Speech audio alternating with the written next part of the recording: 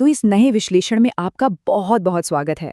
आज हम बात करने वाले हैं W.B. येट्स की। हम गहराई से समझेंगे कि कैसे उन्होंने अपने समय की भयानक अराजकता और उथल-पुथल को ऐसी कविताओं में बदल दिया जिन्हें भुलाना नामुमकिन है। उनकी कविताएं सिर्फ पन्नों पर छपे शब्द नहीं हैं, बल्कि वो एक ऐसे समाज का आईना है जो सचमुच डहरा था। हम लाइन बाय लाइन देखेंगे कि युद्ध और महामारियों के बीच येट्स ने इंसानियत और कला को कैसे बचाया। आज हम इस सफर को कैसे तय करेंगे? बहुत ही सीधे तरीके से। हम येट्स के मुश्किल दौर से शुरू करेंगे। उनकी बहुत ही दिलचस्प कविता इनकार को समझेंगे, मौन की ताकत पर बात करेंगे और फिर सीधे चलेंगे उनकी उस खौफनाक कविता पतन की तरफ। वहां से हम एक नए राक्षसी युग और आखिर में एक महामारी के उस छिपे हुए सच को उजागर करेंगे जिसके बारे में कम ही लोग बात करते हैं।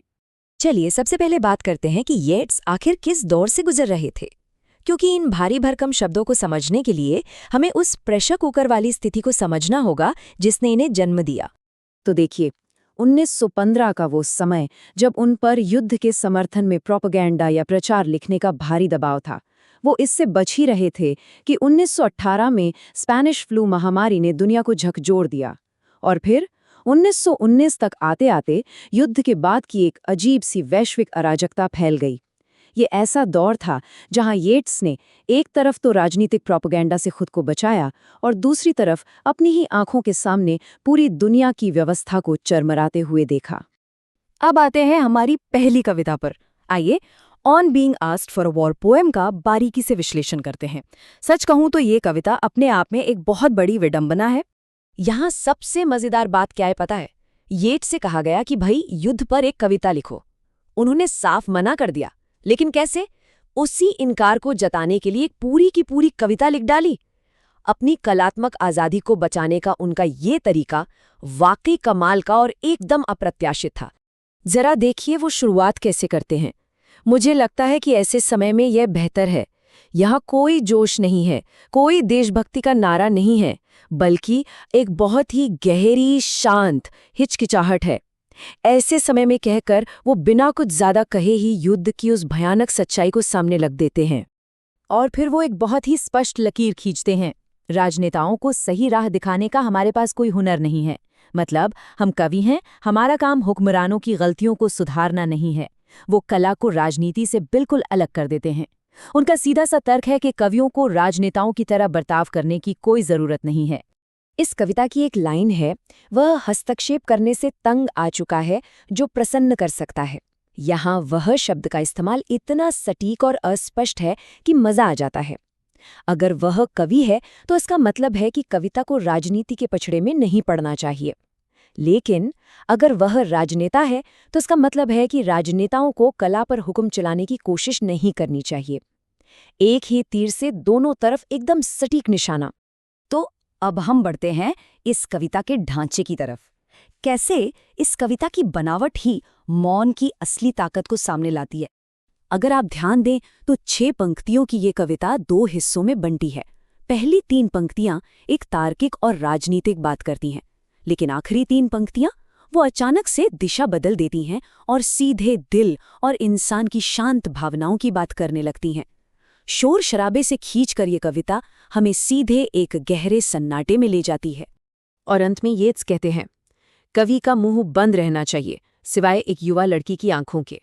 मतलब युद्ध और विनाश के इस भयानक शोर में मासूमियत और प्यार को चुनना, अपनी कविता को प्रोपेगेंडा से बचाना, ये कोई कमजोरी नहीं है, बल्कि ये एक बहुत बड़ा नैतिक फैसला है। यहाँ मौन ही सबसे बड़ी ढाल है। खैर, अब हम चलते हैं 1919 में, जहां ये सारा शांत संयम, ये सारा मौन द सेकंड कमिंग नाम की कविता से पूरी तरह चकनाचूर हो जाता है।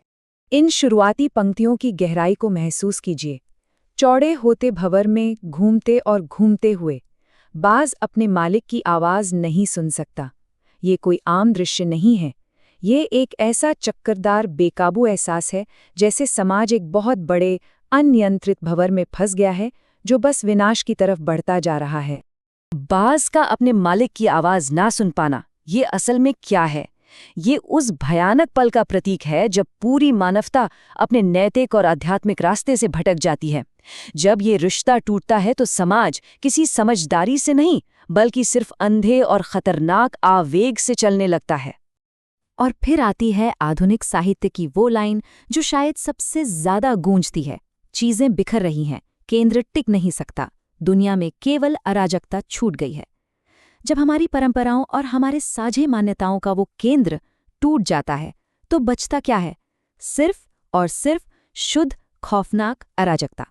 इस कविता में जो नैतिक उलटफेर दिखाया गया है वो सचमुच रोंगटे खड़े कर देने वाला है। सोचिए, जहां सबसे अच्छे और समझदार लोग बस संदेह में पड़े हैं, कुछ कर नहीं पा रहे हैं, वहीं सबसे बुरे लोग यानी कट्टरपंथी लोग एक अंधी विनाशकारी ऊर्जा के साथ पूरी दुनिया पर कब्जा जमा रहे हैं। ये कितनी डरावनी लेकिन कितनी सच्ची तस्वीर है। तो जब ये नैतिक केंद्र पूरी तरह खत्म हो जाएगा तो उस खाली जगह को कौन भरेगा? यहीं से शुरुआत होती है एक नए राक्षसी युग की। येट्स लिखते हैं, शेर के शरीर और मनुष्य के सिर वाली एक आकृति जिसकी नज़र सूरज की तरह कोरी और निर्दयी है। किसी मसीहा या उद्धारकर्ता के लौटने की बजाय येट्स हमें रेगिस्तान की रेत से निकलते हुए एक खूंखार जीव की तस्वीर दिखाते हैं। जो युग आने वाला है वो करुणा का नहीं बल्कि खौफ का युग होगा। ध्यान दीजिए, इसकी नज़र सूरज जैसी कोरी और निर्दयी है।